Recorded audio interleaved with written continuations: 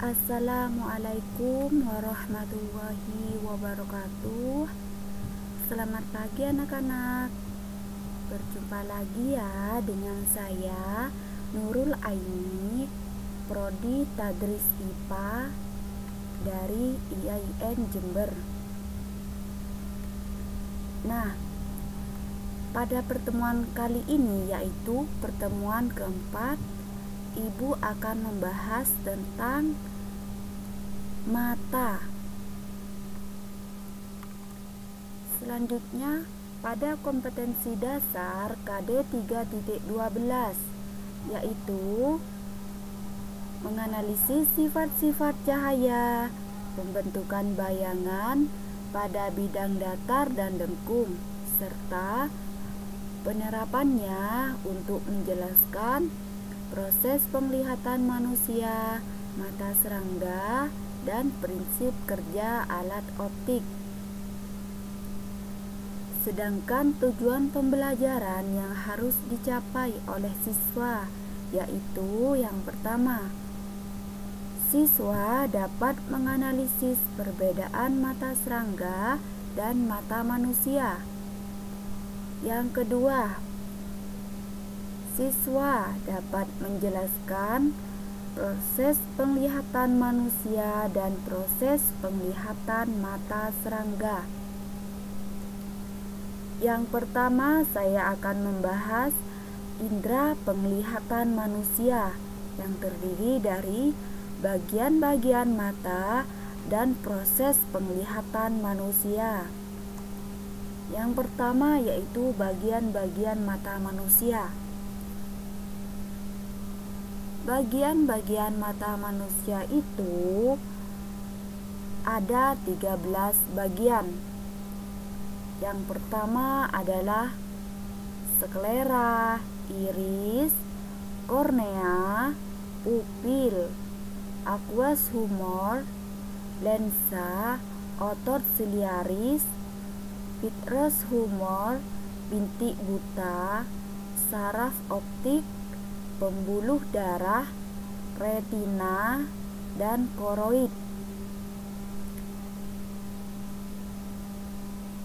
Mata tersusun atas beberapa bagian yang berbeda, yang masing-masing bagian itu memiliki fungsi yang berbeda pula. Mata itu dibalut oleh 3 lapisan jaringan, yaitu yang pertama, lapisan luar adalah sklera. Sklera ini merupakan lapisan paling luar yang membentuk kornea. Kemudian, koroid atau lapisan tengah. Lapisan tengah ini, koroid, membentuk iris. Yang ketiga yaitu lapisan paling dalam, yaitu retina. Retina ini merupakan lapisan paling dalam dari bagian mata. Selanjutnya saya akan membahas bagaimana proses penglihatan manusia. Yang pertama, kornea. Ini adalah kornea ya. Kornea ini. Kornea itu merupakan bagian terluar dari bola mata, yaitu selaput bening. Jadi, kornea itu merupakan bagian terluar dari bola mata yang disebut selaput bening, yang menerima cahaya dari sumber cahaya. Fungsi dari kornea itu yaitu melindungi bagian yang sensitif yang berada di belakangnya dan membantu memfokuskan bayangan pada retina. Nah, cahaya masuk ke mata melalui kornea. Lapisan kornea mata terluar bersifat kuat dan tembus cahaya. Selanjutnya yaitu yang kedua, sklera. Ini adalah sklera. Sklera adalah bagian dinding mata yang berwarna putih. Jadi ini adalah sklera ya, bagian dinding mata yang berwarna putih. Tebalnya rata-rata 1 mm sampai 3 mm. Nah, fungsi dari sklera ini yaitu melindungi struktur mata dan membantu mempertahankan bentuk mata. Yang ketiga yaitu pupil. Nah, setelah cahaya masuk melewati kornea, selanjutnya cahaya akan menuju ke pupil.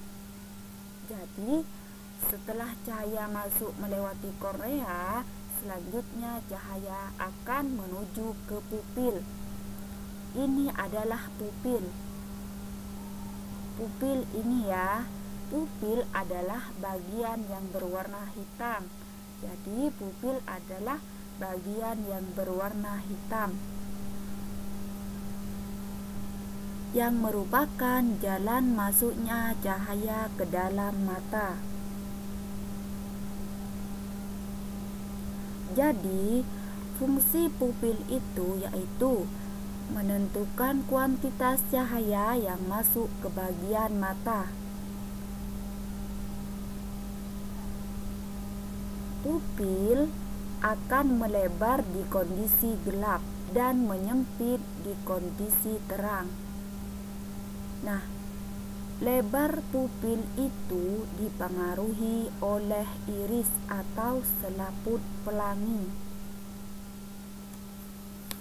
Yang keempat, iris atau selaput pelangi. Ini iris ya, atau selaput pelangi. Nah, iris bersama dengan pupil berfungsi sebagai diafragma mata yang mengatur besar kecilnya cahaya yang masuk ke dalam mata. Jadi, iris dan pupil itu mengatur besar kecilnya cahaya yang masuk ke dalam mata. Nah, iris ini memberi warna pada mata. Yang kelima yaitu lensa mata. Ini adalah lensa mata. Lensa mata bertugas menerima cahaya dari pupil dan meneruskannya ke retina. Fungsi dari lensa mata ini yaitu memfokuskan cahaya agar jatuh tepat di retina. Lensa mata itu berbentuk bikonveks, cembung depan sampai belakang. Lensa mata juga bersifat fleksibel. Nah, otot-otot siliar yang ada dalam mata akan membantu mengubah kecembungan lensa mata. Apabila melihat benda pada jarak jauh, perhatikan gambar ini ya, maka otot-otot siliar yang ada pada lensa mata akan mengalami relaksasi. Hal ini menyebabkan lensa mata terlihat lebih datar atau memipih. Sedangkan apabila melihat benda pada jarak dekat, maka otot-otot siliar yang ada pada lensa mata akan mengalami kontraksi. Hal ini menyebabkan lensa mata itu bersifat lebih cembung atau menebal. Nah, kemampuan menebal atau memipih disebut daya akomodasi mata. Yang keenam yaitu setelah cahaya melewati lensa, selanjutnya akan membentuk bayangan yang kemudian ditangkap oleh retina. Jadi ini adalah retina. Retina ini merupakan bagian paling dalam dari bagian mata. Retina ini merupakan bagian mata yang paling peka terhadap cahaya, yaitu bintik kuning. Nah, setelah cahaya diterima oleh retina, kemudian cahaya itu akan diteruskan ke saraf optik.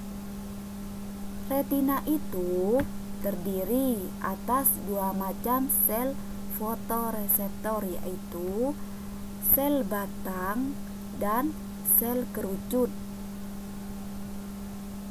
Ini adalah perbesaran dari sel batang dan ini perbesaran dari sel kerucut.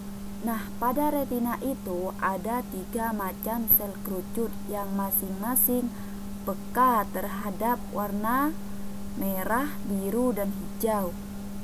Akibatnya, kalian dapat melihat seluruh spektrum warna yang merupakan kombinasi dari ketiga warna tersebut. Yang ketujuh adalah koroid.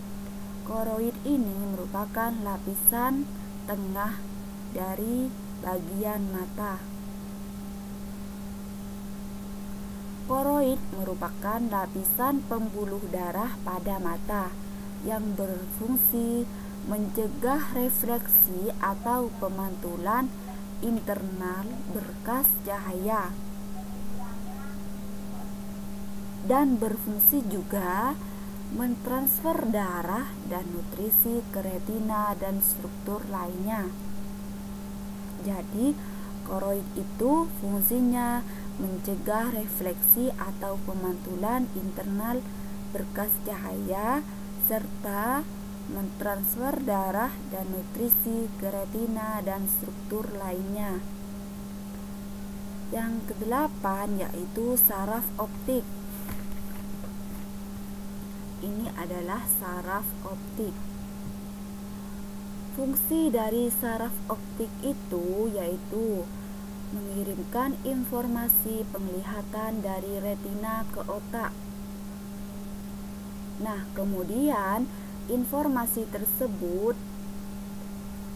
akan diterima dan diproses oleh otak manusia. Selanjutnya adalah gangguan pada indera penglihatan manusia. Yang pertama yaitu rabun dekat atau hipermetropi. Nah, pada penderita rabun dekat ini dapat menggunakan kacamata positif, karena kacamata positif ini dapat menolong penderita rabun dekat. Sebab lensa cembung sifatnya yaitu mengumpulkan cahaya sebelum cahaya masuk ke mata. Dengan demikian, kornea dan lensa dapat membentuk bayangan yang jelas pada retina. Rumus untuk kekuatan lensa adalah pH sama dengan 100/S dikurangi 100/pp. pH adalah kekuatan lensa kacamata untuk hipermetropi dengan satuan dioptri. S ini adalah jarak benda di depan kacamata dengan satuan sentimeter. pp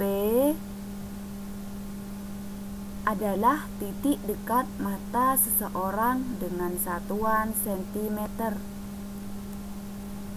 Nah, contoh soal rabun dekat hipermetropi. Silahkan dipelajari sendiri ya. Yang kedua yaitu rabun jauh atau miopi. Pada penderita rabun jauh tidak bisa melihat benda yang berada pada jarak jauh. Kenapa? Karena bayangannya terbentuk jatuh di depan retina. Nah, untuk menolong penderita rabun jauh ini, maka dapat menggunakan kacamata negatif. Kenapa? Karena lensa cekung akan membuat cahaya menyebar sebelum cahaya masuk ke mata. Dengan demikian, bayangannya yang jelas akan terbentuk di retina.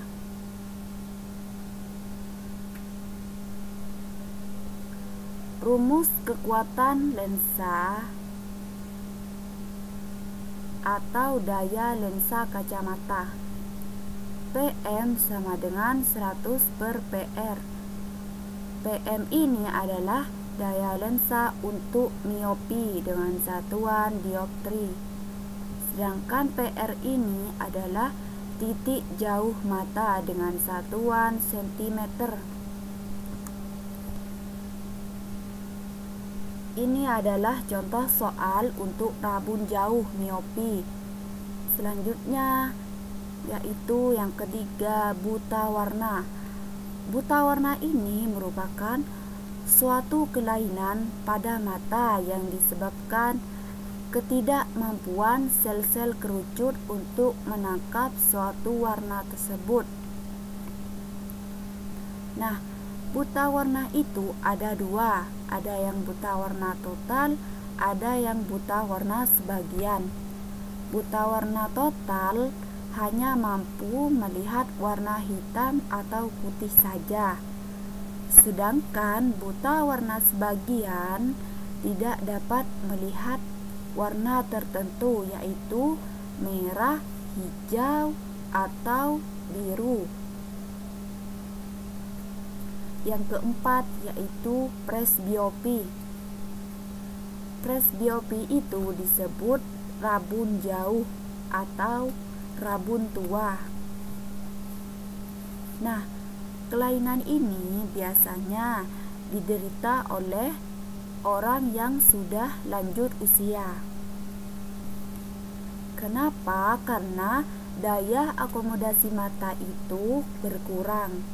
Kelainan ini biasanya diatasi dengan kacamata rangkap, yaitu kacamata cembung dan cekung.